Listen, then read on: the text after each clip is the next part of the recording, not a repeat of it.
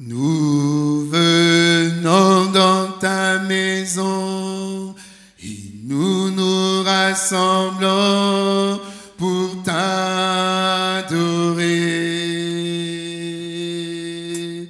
Nous venons dans ta maison et nous nous rassemblons pour t'adorer.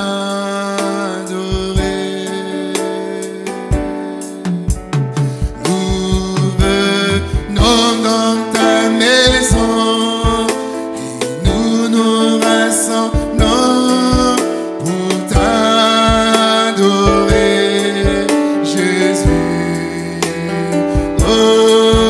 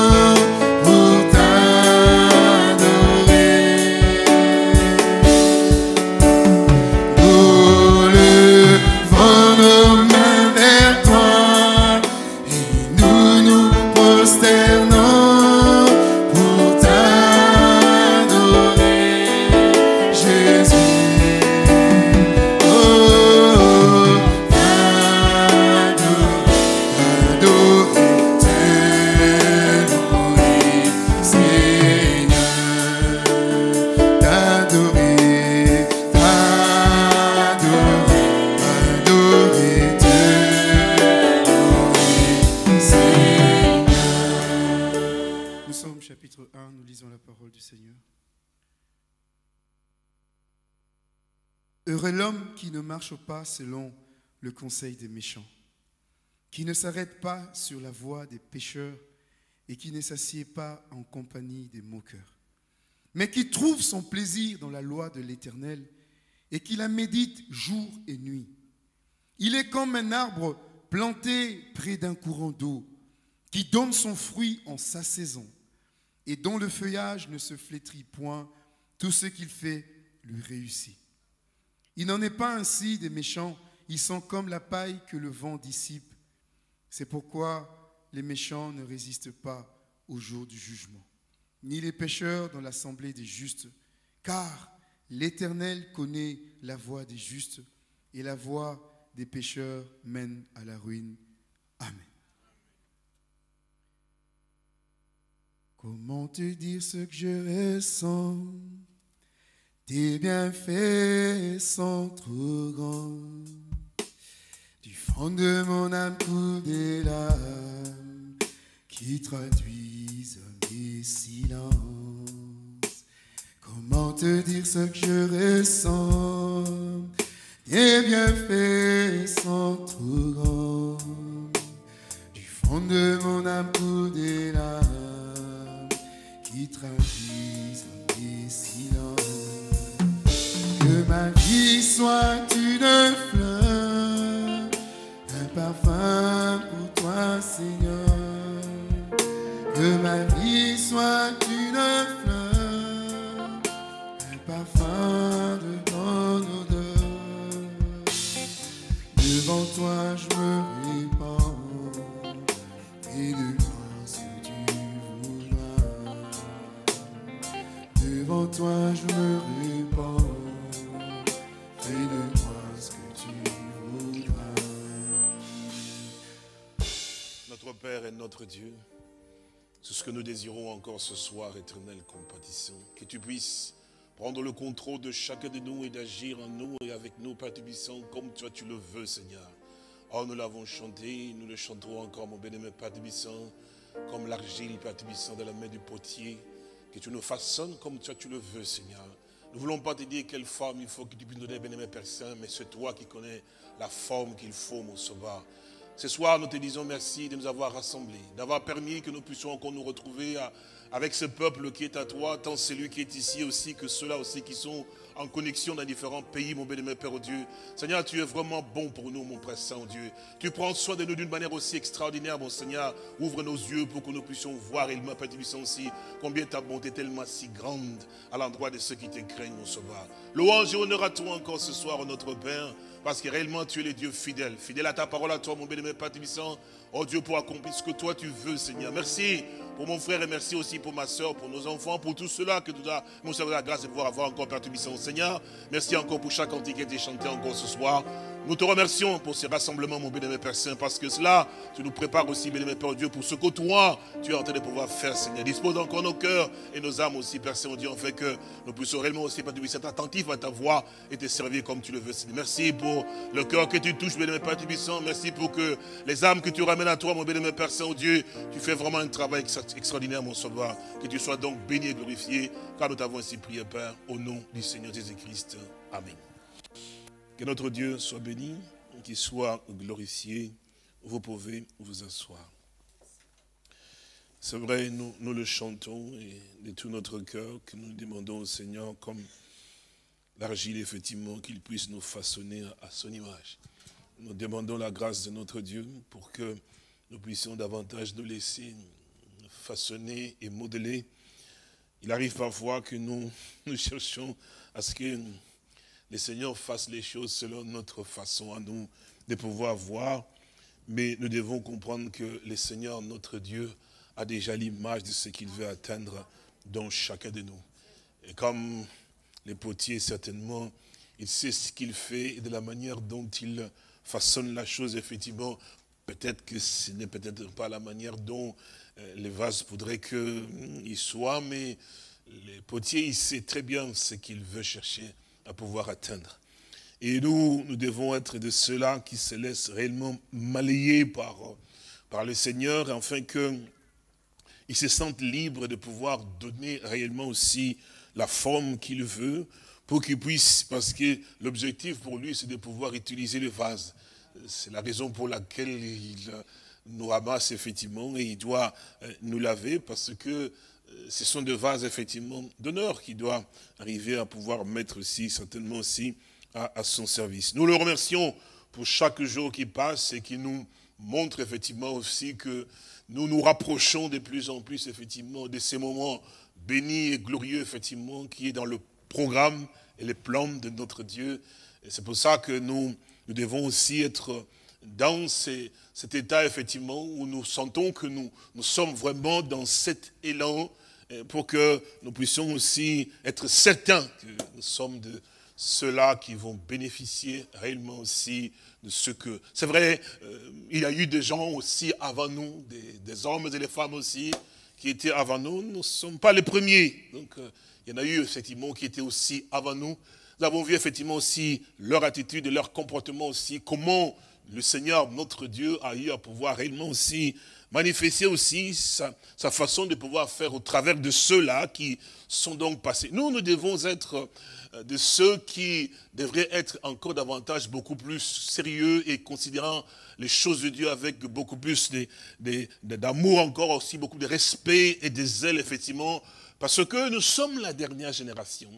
Et cette génération, effectivement, il y a eu encore avant nous que nous avons pu voir leur attitude, leur comportement et comment Dieu a eu à pouvoir agir effectivement au travers d'eux, effectivement. Vous savez, nous sommes de ceux-là qui ne devraient jamais jouer avec les choses de Dieu, après avoir vu effectivement comment ceux qui avaient eu à pouvoir jouer, prendre en légère les choses du Seigneur, les conséquences qui se sont donc découlées. Et c'est pour ça aussi que les Saintes Écritures nous disent que le Seigneur, notre Dieu, est toujours le même. Il dit, je suis l'Éternel et je ne change pas.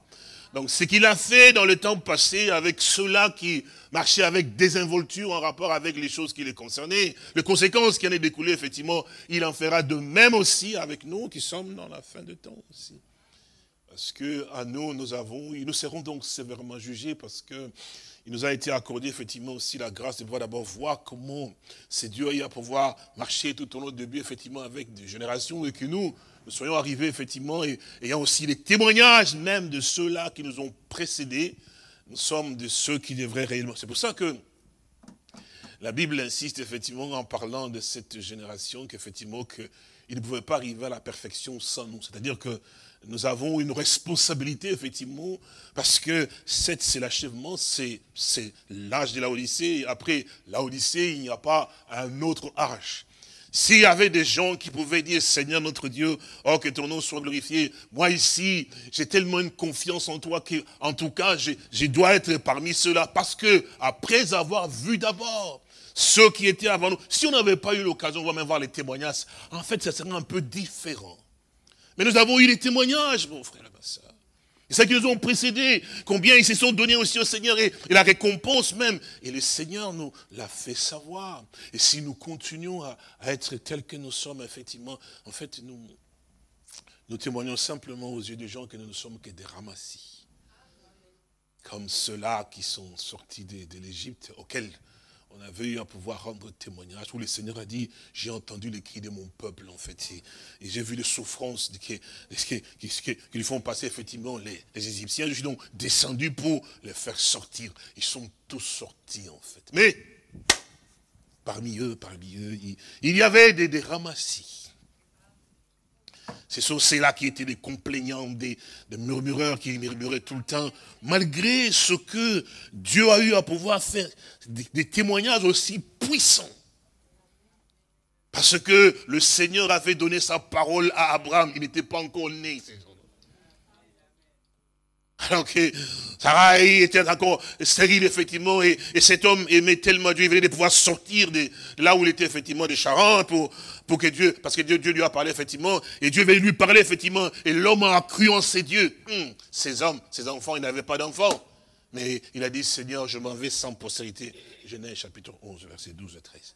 Je m'en vais sans postérité. Il dit, mais voici donc Eliezer, qui est donc dans ma maison, va hériter. Le Seigneur lui dit à cet homme, voyez, Dieu est vraiment le Dieu de sa parole. Nous l'aimons parce que son nom est fidèle. Vous savez, dans les cieux, sur la terre, il ne peut pas y avoir un autre Dieu que le Seigneur Jésus. Nous avons un privilège, nous, de pouvoir louer ce Dieu, le servir avec un dévouement, avec un zèle, parce qu'il nous a témoigné qu'en dehors de lui, il n'y a pas de Dieu, en dehors de lui, il n'y a pas de sauveur, en dehors de lui, il n'y a pas de libérateur. Peu importe mon état, mais je sais que j'ai un sauveur. Il n'a pas seulement parlé, mais il a confirmé. Il a dit, tu ne permettras point que ton sein voie la corruption. C'était écrit. C'est merveilleux de pouvoir réaliser cet amour divin que le Seigneur. Alors c'est comme ça qu'il lui dit, mais Abraham, parce que quand Dieu t'appelle, quitte tout ce que tu as, il y a toujours un projet. Il a toujours un programme. Ce n'est pas pour le malheur. N'oubliez jamais ce que vous entendez, frères et sœurs. Dieu ne peut pas vous appeler pour un malheur. Non. Dieu vous appelle toujours parce qu'il a un plan de bonheur et de joie. Mais c'est vous qui pensez que ce que vous faites est un bonheur pour vous. En fait, c'est ce qui retarde votre marche avec le Seigneur, évidemment. Or, quand Dieu vous appelle, quand il a fait sortir Abraham, il avait les projets. Abraham, il savait très bien qu'il était âgé, il savait très bien que Sarai était stérile, en fait. Il était conscient qu'il peut savoir plus de choses que Dieu par rapport à nous. Il sait. Il n'a pas fait son choix par hasard. Il savait que cet homme avait des problèmes, évidemment. La femme était problématique. Donc jamais. C'est pour ça que nous savons, comme quand l'ange a eu à pouvoir dire à Marie, il dit, mais rien n'est impossible à l'Éternel, notre Dieu. Cette parole, c'est valable pour toi et pour moi. Dans cette génération où nous sommes, parce que l'Éternel est l'unique. Il est l'Éternel, il ne change pas. Et comme il ne change pas, sa parole ne change pas, parce que lui et la parole, c'est sûr et certain cela. Donc de toutes les manières, de toutes les façons, mon frère et ma soeur, il nous montre effectivement ce qui est important à ses yeux. C'est cela qui doit être aussi important aussi à nos yeux, ce que Dieu dit. Il dit, mais viens ici, Abraham. C'est vrai que tu as parlé, mais tu t'es pas plaint. Oui, Abraham connaissait son Dieu. Il ne s'est pas plaint, il est simplement exposé en fait son état. Il dit, Seigneur, tu m'appelles, mais je m'en vais sans postérité. Tu n'as pas bien regardé mon état, il ne se plaignait pas. Oh Seigneur, depuis que j'ai pris, je ne vois pas ici. Non, non, non, non, non. Il dit, mais tu m'as appelé, tu m'as béni, tu dis, va me bénir. Il me dit, mais qui va arrêter de tout ça, mon sauveur? C'est pour ça qu'il dit, parce qu'il faut savoir parler de la bonne manière au Seigneur. Prier, demander, pas se plaindre, pas murmurer. Ça fait des années, je prie, ça ne change pas. Non, ça va changer. Le plus important pour toi et moi, c'est de pouvoir savoir où est-ce que la semence tombe. Aussi longtemps que je suis sûr et certain que la semence tombe à la bonne terre, je ne m'inquiète pas. Parce que ce n'est pas moi qui va la faire fructifier là. Donc, c'est lui qui est responsable de la semence. Il va la faire germer lui-même. Mon problème, c'est de la mettre à la bonne place. Que je souffre, que je sois n'importe comment. Seigneur, aide-moi, qu'elle tombe à la bonne place. Je suis tranquille. Une fois tombé à la bonne place, c'est terminé. Alors, il lui dit, mais viens, Abraham. Lève les yeux vers le ciel. Regarde et content. Il a regardé, effectivement. Il dit, mais qu'est-ce que tu vois? Il dit, tu as vu les étoiles? Effectivement, il dit, mais est-ce que tu peux compter les étoiles? Compte les étoiles si tu le peux. Il pouvait s'asseoir du matin jusqu'au soir, il n'allait jamais arriver à compter les étoiles, effectivement. Mais un homme vieux comme ça, avec une femme stérile. J'aime cet homme, Abraham. J'ai dit, Dieu du ciel. Frère, ma soeur, quand Dieu t'a choisi, tu es unique. Est-ce que vous comprenez? Vous n'êtes pas la copie de quelqu'un. Non. Aux yeux de Dieu, tu es unique. Donc dans cette unicité-là, il y a quelque chose de spécifique que toi, tu as à voir avec Dieu, en fait. C'est pour ça qu'on n'est pas appelé à regarder le voisin ou la voisine, mais c'est toi avec Dieu, en fait. Paul était Paul, Pierre était Pierre. Ils avaient le même esprit, mais ils étaient spécifiques. Est-ce que vous comprenez? Donc Dieu qui t'a choisi, il sait qui tu es. Tu es aussi spécifique aux yeux du Seigneur. Donc Abraham l'était, en fait. C'est pour ça que quand il a regardé les étoiles, effectivement, il dit, mais humainement parlant, ce n'est pas possible. Un homme normal, ce n'est pas possible. Et l'homme dit au Seigneur, il a cru en fait à ce que Dieu lui a dit. Il a cru sincèrement qu'il aurait une postérité comme les étoiles du ciel, alors que sa femme était stérile. C'est ce Dieu-là qui vient faire la promesse à Abraham que ta postérité, elle n'était pas encore en existence. Abraham n'avait pas encore touché. Non. Toujours comment? Par la foi. La foi est quelque chose de tellement si important pour le croyant dans la marche. C'est pour ça, frère, c'est pour ça, sœur, vous venez à cet endroit. Parce qu'il faut qu'il y ait quelque chose au-dedans de vous qui c'est sûr et certain, ça c'est la foi, qui enracine en vous et qui tient la parole. Même s'il y a le vent qui tourne à gauche et à droite, dit non, Seigneur, même s'il faut mourir, je m'accrocherai à ta parole. Parce que de là, c'est pour ça que vous êtes là, mon frère, ma soeur. Pas pour faire le nom, non. Parce qu'il y a quelque chose auquel vous dites, on ne vient pas pour une démonstration de quelque chose. Nous venons parce qu'il y a quelque chose de tellement si important pour nous, que c'est ça qui m'amène à la vie, en fait. S'il n'y a pas de la foi en vous, comme l'Écriture dit, mais nul ne peut être agréable au Seigneur sans la foi. Il est impossible d'être agréable au Seigneur. Abraham a cru. Vous savez que la marche d'Abraham avec Dieu n'était qu'une marche simplement de la foi. Il n'avait jamais vu l'endroit où il allait. Et Dieu, il a cru. Et puis Dieu lui dit effectivement que voilà que ta possédé. Il a cru. Il n'avait pas ça. Parce que Dieu dit, mais de là. Il pouvait dire, mais Seigneur, quand même, c'est pas possible. Tu me parles de là. Mais il dit, mais je ne l'ai même pas encore touché. Mais il était certain. Comment Dieu me parlait avec un homme comme ça, avec une telle certitude qu'effectivement des choses que l'homme n'avait même pas touchées, ni même pas vues. Frère, il s'agit aussi de l'enlèvement. Dans les Saintes Écritures, il est bien parlé de cet événement, de deux seront dans un lit. L'un sera pris, l'autre sera laissé. Cet événement dont nous sommes assis ici, effectivement, frères et sœurs, que vous le croyez 100%, que vous ne le croyez pas 100%, ça va se passer. Oui. Parce que vous devez comprendre pourquoi nous nous rassemblons en fait ici. Il ne faut jamais venir avec une idée qu'on doit faire les églises comme les autres, effectivement. Vous perdez votre temps aussi. Parce que ceux qui ont fait des églises avec des églises, effectivement, on voit leur finalité. Nous ne voulons pas faire les églises comme nous, effectivement, et puis copier. On n'en a pas besoin. Nous voulons nous rassembler pour pouvoir marcher selon la volonté. Bien sûr que oui. Nous voulons savoir, Seigneur, qu'est-ce que tu veux de nous? Parce que pourquoi? Nous ne sommes pas une association. Non, non, frère. Nous sommes un peuple, des individus qui ont été touchés par le Seigneur et qui nous rassemblent pour que nous puissions avoir la communion, en fait d'accomplir ce qu'il a dit dans les Saintes Écritures. Il persévérait dans l'enseignement des apôtres, dans la fraction de pain. On ne va pas manger, moi je suis chez moi à la maison, je suis à la maison pour manger du pain de la communion. Non, c'est-à-dire qu'on doit être rassemblés. Est-ce que vous comprenez? C'est comme ça qu'ils se retrouvaient, effectivement. Et vous savez, vous devez comprendre cela. Nous revenons maintenant.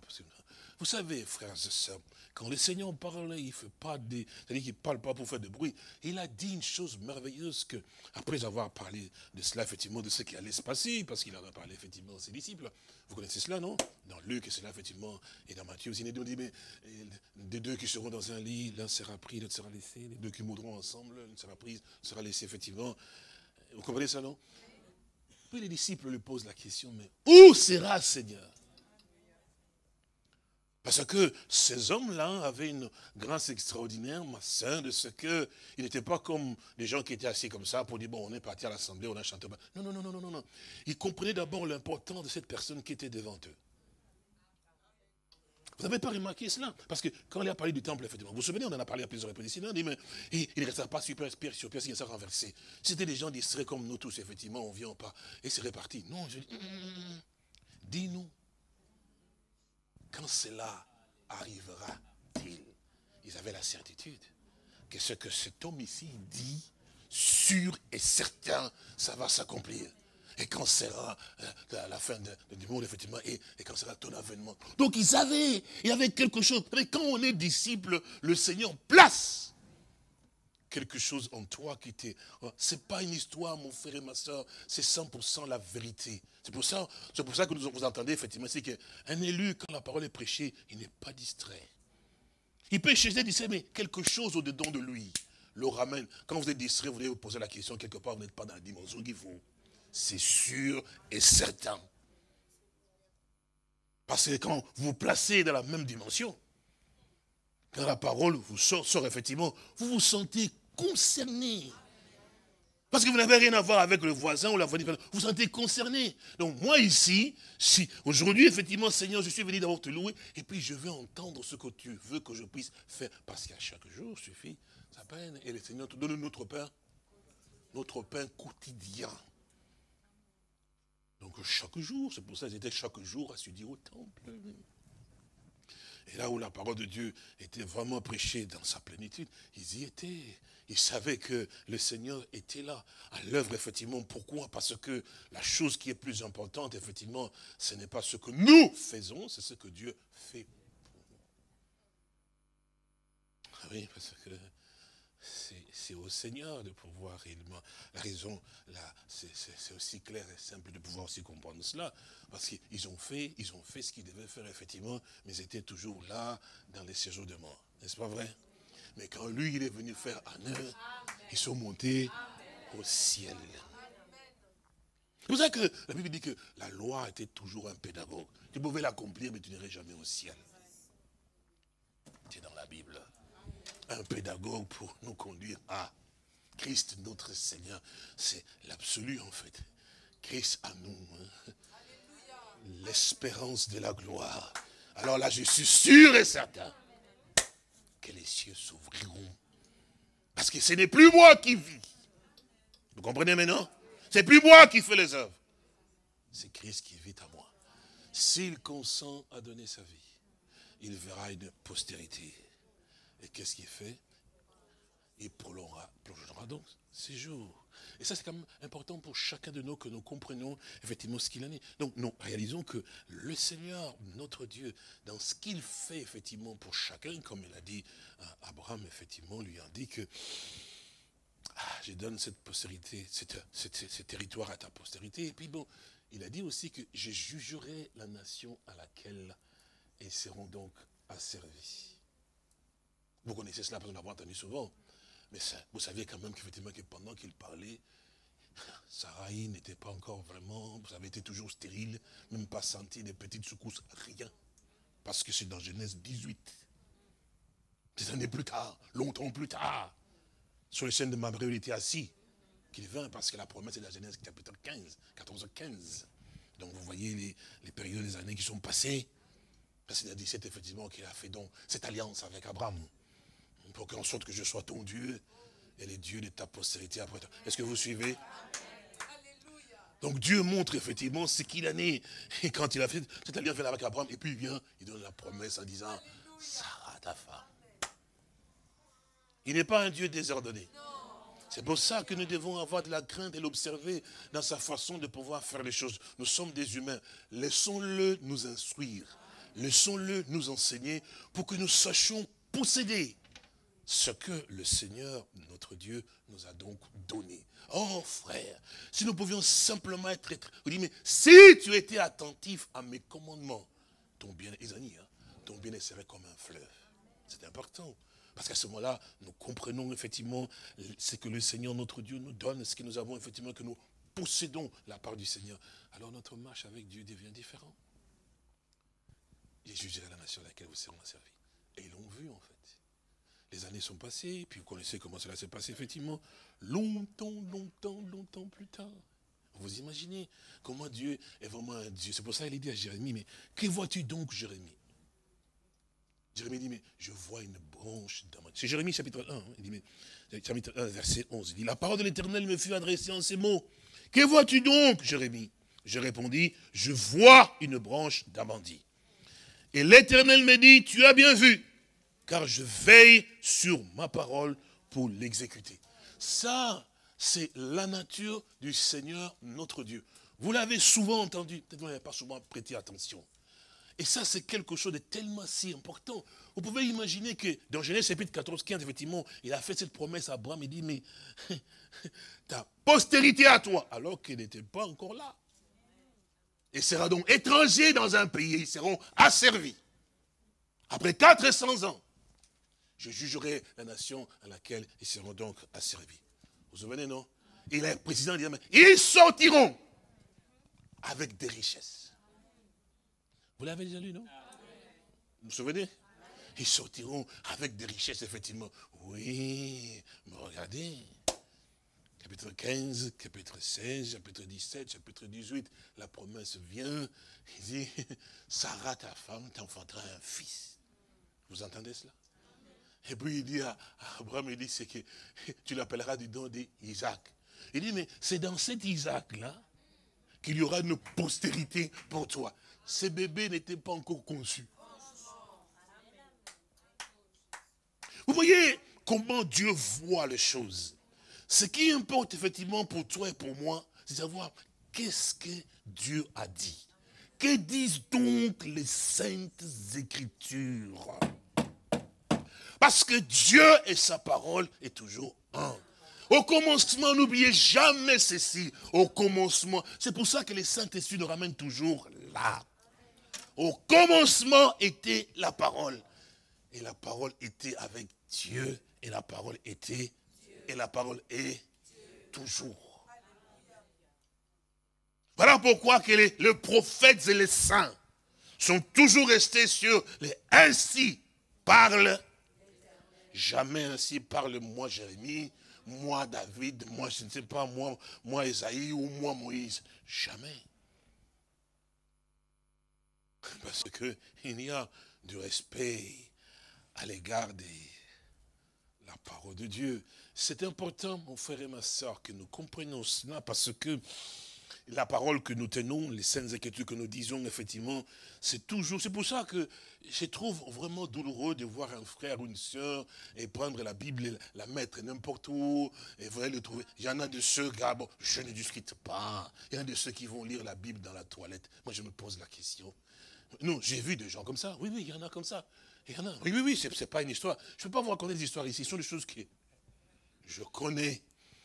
Vous allez déposer, je ne sais pas, que Dieu ait pitié de moi. Peut-être que moi, on dit que j'exagère, je ne sais rien. Mais quand même, mon frère, quand même, ma soeur, la Bible, ah non, peut-être que je suis problématique, mais que Dieu ait pitié de moi, qu'il me pardonne. Mais quand même, la Bible ici. Eh oui, non, c'est un livre quand même sacré. C'est là que nous tirons notre vie, mon frère. Il faut du respect, frère et soeur. Vous vous rendez compte, pardonnez-moi, que Dieu me pardonne, qu'on prenne l'âge, vous comprenez? Parce qu'il a porté dans l'arche, on prend l'arche, on va avec vous là, vous comprenez ce que je veux dire? C'est inadmissible. Non, on trouve ça rond, non, frère et soeur, l'arche ne doit pas être amené n'importe où. Et même celui qui l'a touché était mort. Mais alors imaginez qu'il... Parce qu'on peut dire, oh frère, il fait ci, il exagère, nous sommes... J'exagère, mais prenez un peu l'arche là avec là-bas. Vous comprenez ce que je veux dire? Je ne sais pas comment vous allez sortir.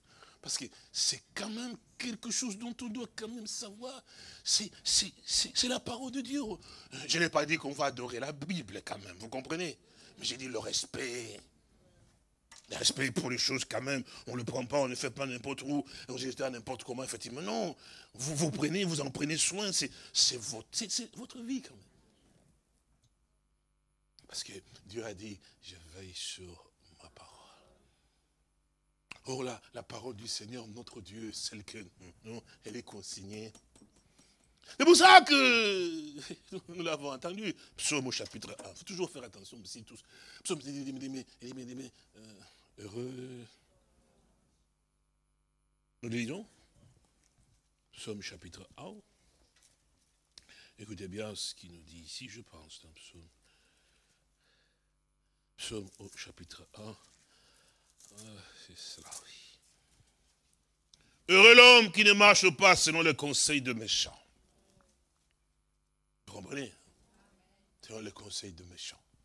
Parce que tu peux être toi-même méchant de toi-même. C'est vrai. Tu penses, mais c'est vrai.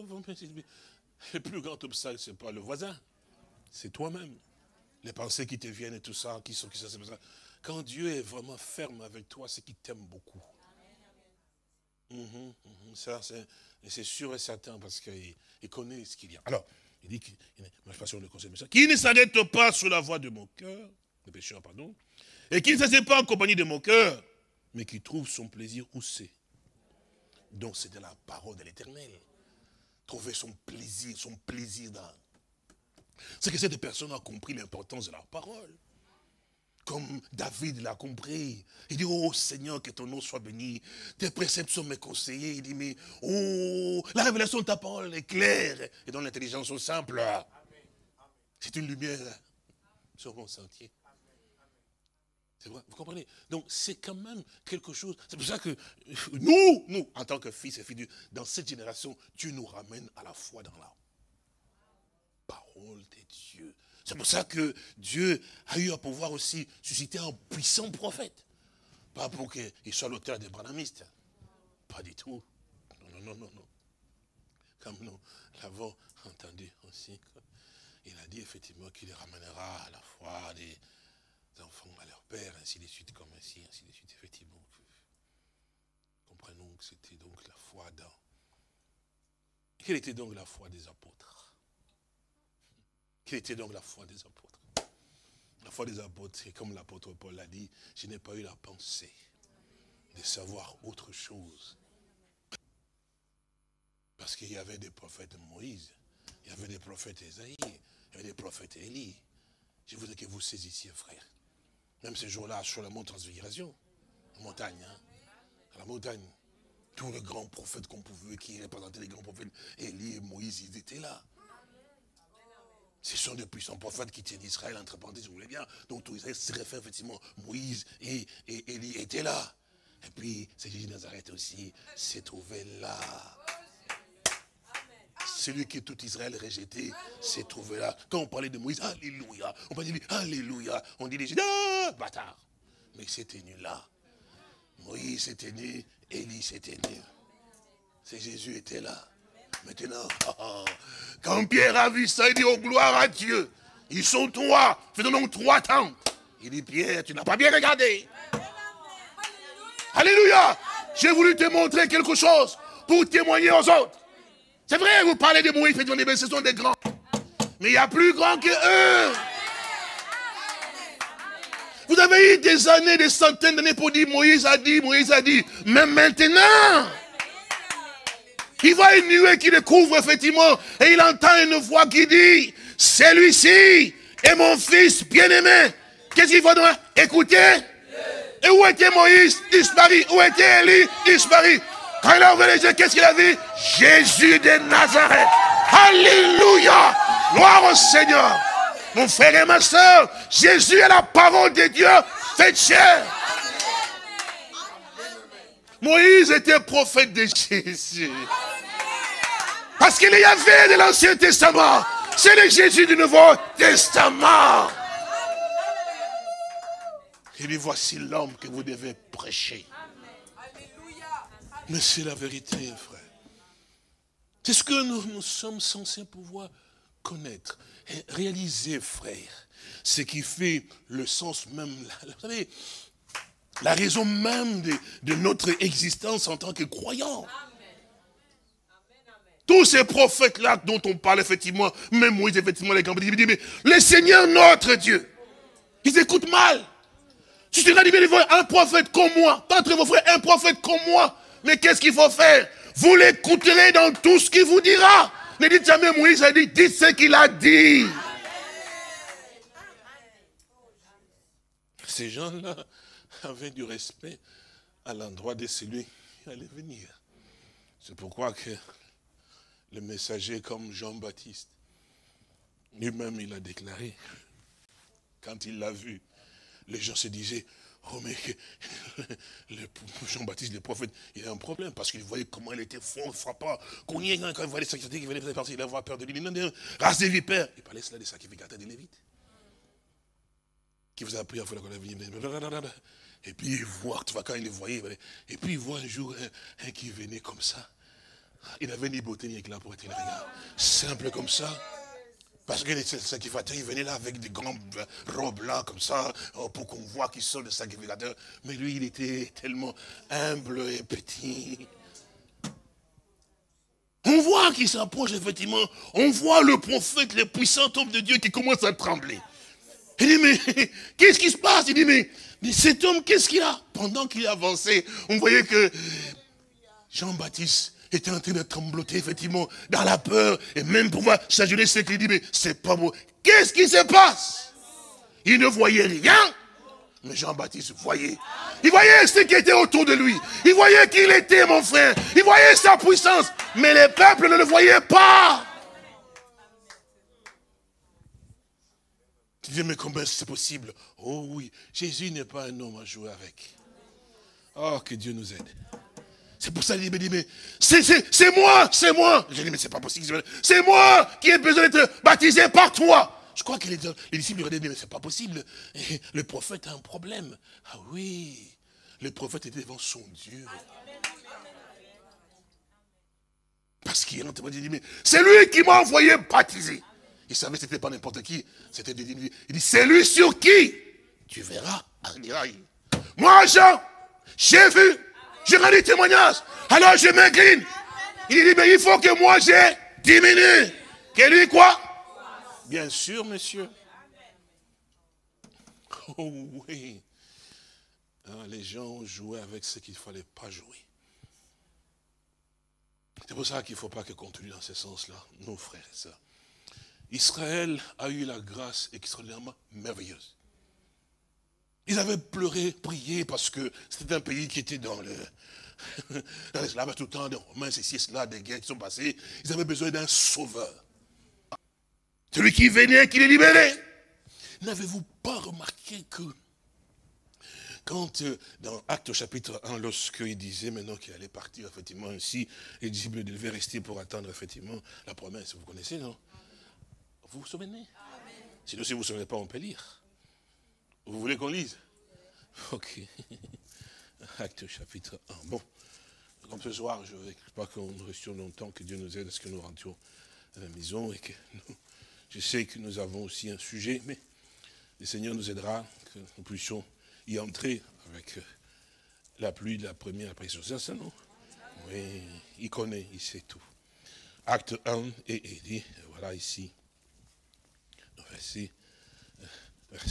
verset 3, il dit, verset 4, il dit, comme il s'est trouvé avec eux, il les recommanda de ne pas s'éloigner de Jérusalem, mais d'attendre ce que le Père avait promis, ce que je vous ai annoncé, leur dit-il, car Jean a baptisé d'eau, mais vous, dans peu de jours, vous serez baptisés du Saint-Esprit.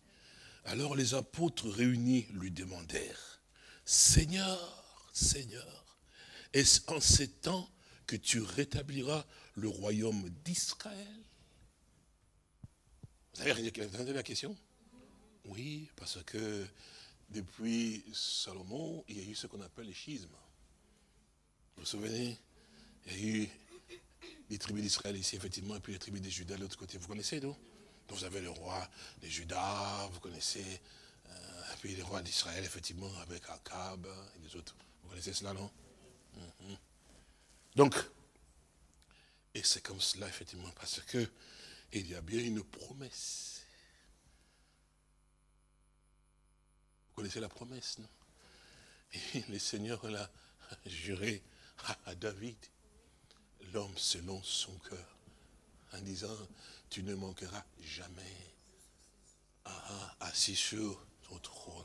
Ah oui, parce que David était le roi d'Israël. C'est pour ça que Bartimée criait, fils de David.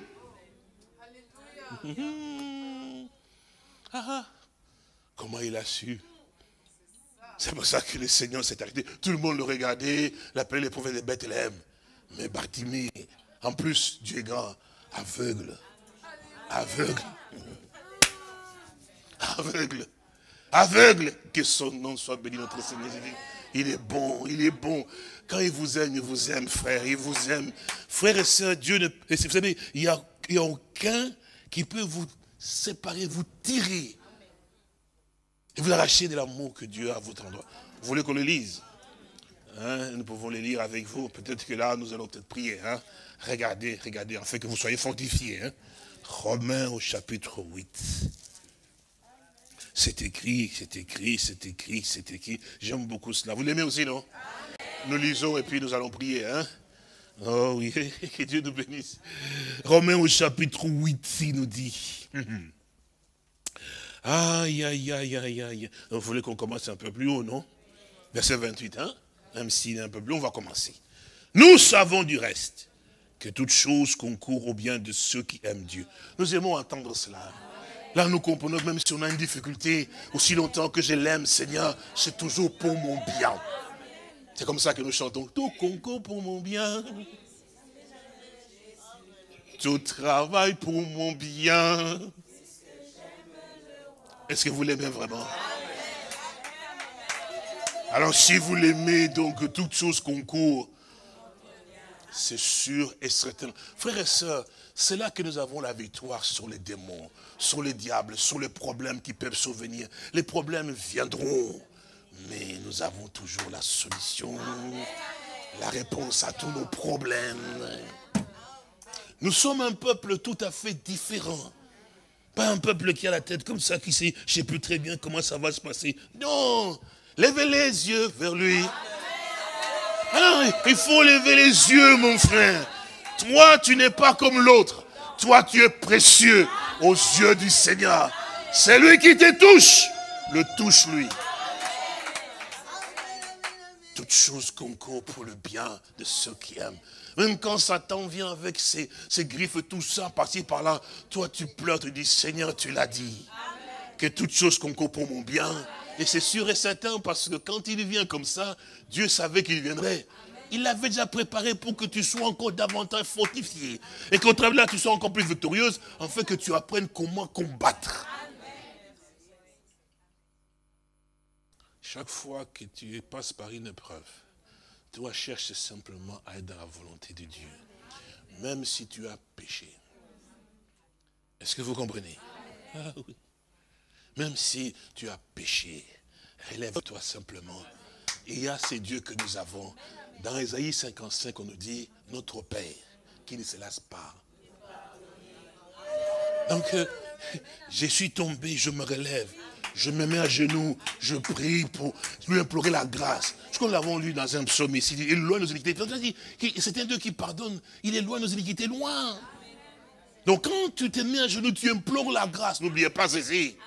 Dieu va te pardonner. Parce qu'il aime pardonner. Il nous dit à nous aussi, pardonnez-vous aussi réciproquement. Donc c'est la nature de notre Dieu, d'aimer pardonner. Donc ne garde pas, parce que le diable nous tendra tout le temps des pièges aussi. On peut tomber, mais lèvons les yeux. Seigneur, merci pour le sacrifice. Si tu n'étais pas venu, les diables auraient continué encore davantage à m'enfoncer. Mais je t'implore la grâce, mon roi. Et oui, il entend, il te relève et continue à pouvoir marcher avec toi, mon frère. C'est pour ça, si un problème est arrivé, ne reste pas plus bas. Tu es un fils de Dieu, tu es une fille de Dieu, lève-toi. Parce qu'il n'y a pas un problème qui soit plus grand. Nous l'avons entendu, non? Hein? Quand on regarde le problème ou la situation, ne regarde pas plus grand, regarde celui qui est plus grand que le problème. Alors quand nous le regardons qu'il est plus grand que les problèmes, nous avons directement la solution à notre problème. Qu'est-ce qui vient en premier lieu? La paix. David n'a pas regardé Goliath dans sa taille, il a regardé celui qui était avec lui, était plus grand. C'est pour ça que la Bible dit que celui qui est en vous, je veux qu'il soit en moi. Il est plus grand que celui qui est dans le monde, n'est-ce pas? Et puis on nous dit plus bas, vous, petits enfants, vous êtes des dieux. Et vous avez fait, vous les avez. C'est écrit. 1 Jean 4,4. Oui, c'est écrit. Puisque nous appartenons au Seigneur, nous avons vaincu, bien sûr et certainement, oui, bien sûr. Nous continuons notre romain. Nous savons du reste que toutes choses concourent au bien de ceux qui aiment Dieu, de ceux qui sont appelés selon...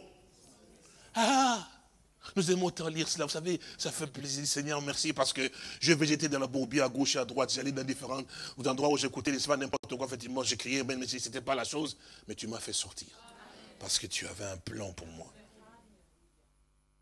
Il a fait sortir Abraham parce qu'il avait un dessein avec Abraham. Il t'a fait sortir aussi parce qu'il a un dessein aussi avec toi. Nous l'avons entendu, non? Abraham était unique. Toi aussi, tu dois être unique. Parce qu'il n'y avait qu'Abraham pour croire ce qu'on lui avait dit. Toi, mon frère et ma soeur, c'était là. Tu allais les étoiles du ciel, les nombres qui sont, moi, un être humain, est-ce que je pourrais arriver à pouvoir voir ça comme ça? Non, Abraham avait quelque chose d'unique qui faisait qu'il allait croire. Donc Dieu t'a choisi aussi. Parce qu'il y a quelque chose de particulier que Dieu a placé en toi. Quand l'épreuve va venir tellement si grand que les autres vont abandonner, toi tu ne vas pas abandonner. À cause de quoi? De la chose que Dieu a placée en toi. Abraham, il était un homme comme toi. Mais c'est quand est-ce que la chose s'est passée? Quand Dieu lui a parlé. Quitte ton père et ta mère. La Bible dit que la foi vient de ce qu'on a. C'est extraordinaire. Il a parlé, ça a déclenché en Abraham quelque chose. Ce n'était pas à ce moment-là que Dieu a connu Abraham, mais dès avant la fondation du monde. Ok, alors, nous devons dire.